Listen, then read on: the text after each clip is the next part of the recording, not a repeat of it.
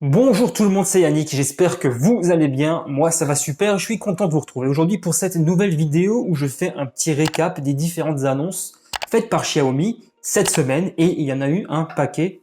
Il y a eu pas mal de petites choses intéressantes et j'étais obligé de faire une petite vidéo récap de tout ce qui s'est passé puisque je trouve ça particulièrement très intéressant.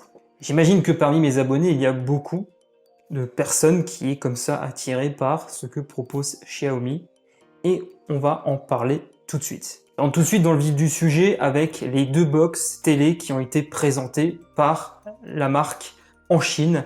Pour l'instant, il n'est pas question de commercialiser ces box en dehors des frontières chinoises. La marque l'a d'ailleurs précisé, même si on peut espérer quand même voir ces appareils sortir chez nous. Alors, je me perds un petit peu, on va tout de suite commencer par le début. De quoi il est question? Il y a deux nouvelles Mi Box donc, qui ont été présentées. Il y en a une qui est compatible 4K et il y en a une deuxième qui va aller jusqu'à la 8K. Alors, vous allez me dire, oui, bon, la 8K, c'est un truc tellement rare, pourquoi est-ce qu'ils proposent ça? J'imagine que c'est tout simplement pour être prêt, parce qu'il y a de plus en plus de téléviseurs qui sont compatibles avec cette définition-là. C'est tout simplement pour avoir un produit dans le catalogue qui va donc permettre de répondre à une certaine demande. Xiaomi a été assez avare en termes de fiches techniques. Je vais tout de suite vous en parler. La variante 4K va se contenter de 8 Go de mémoire de stockage. Je trouve ça assez peu. Mais la variante 8K, elle, aura droit à 16 Go de stockage. Donc c'est un petit peu plus généreux. Donc ces nouvelles Mi Box 4S embarquent ce qui se fait de mieux sur le marché. Je tiens quand même à préciser que sur la variante, donc la 4S Pro compatible 8K, il n'est pas été précisé quel était exactement le SoC présent à l'intérieur de la bête. J'ai fait quelques petites recherches, il y a certains médias qui ont relayé que c'était un Amlogic S905X aux commandes, et je ne pense pas que ce soit le cas puisque ce SoC se limite pour l'instant, d'après les specs communiqués par le fabricant, à une définition 4K. Au catalogue, toujours de chez Amlogic, il y a un SoC haut de gamme qui, lui, par contre, le S908X, est compatible 8K. Il supporte d'ailleurs la définition 8K jusqu'à 60 images par seconde, prend également en charge l'HDMI 2.1. Par contre, on n'a aucune précision sur la partie CPU et GPU. On va sans doute encore un petit peu attendre pour en savoir davantage. Dans tous les cas, donc comme je l'ai dit, pour l'instant, ils ne seront pas commercialisés en France. En Chine, ces deux box vont être disponibles aux alentours d'une cinquantaine de dollars. Si ces appareils sont amenés à venir chez nous, j'imagine que ce sera un peu plus cher avec les taxes, etc. Dans tous les cas, je me tiendrai au courant pour savoir si un jour ces box sont bien commercialisés chez nous pour vous proposer un test parce que j'avoue que ça me titille un peu comme ça.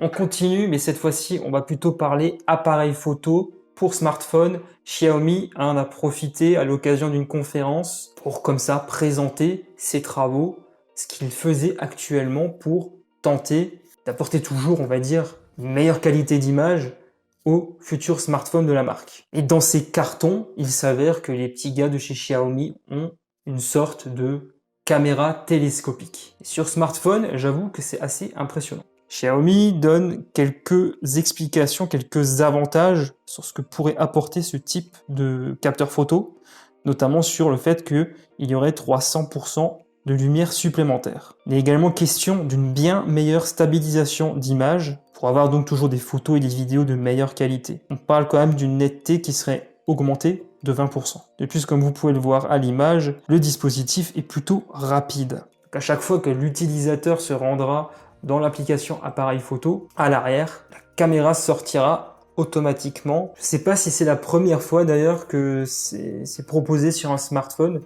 Si je dis pas de bêtises, il y a quelques années, il y avait peut-être une autre marque, peut-être Nokia qui avait proposé ça. J'ai un doute là-dessus, j'ai pas fait de recherche, je vous avoue là. Je suis pas sûr que ce soit la première fois qu'on voit ça sur un smartphone. Néanmoins, les fabricants cherchent toujours à se réinventer pour proposer toujours de meilleurs capteurs photo, les meilleures images possibles. J'imagine que d'autres constructeurs vont certainement suivre le pas de Xiaomi. Qui sait, peut-être qu'on verra déjà un premier smartphone sortir avec ça en 2021.